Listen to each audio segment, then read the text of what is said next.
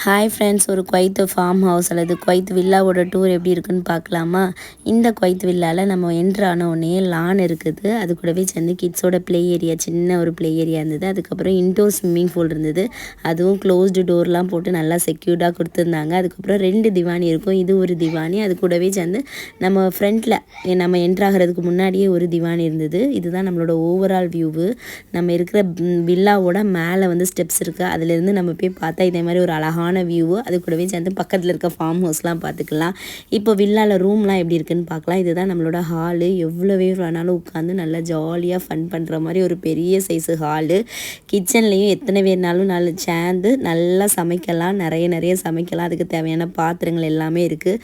இது வந்து ஒரு ஃபர்னிஷ்டு ஹவுஸு தான். பெட்ரூம் வந்து 2 தான் இருந்தது.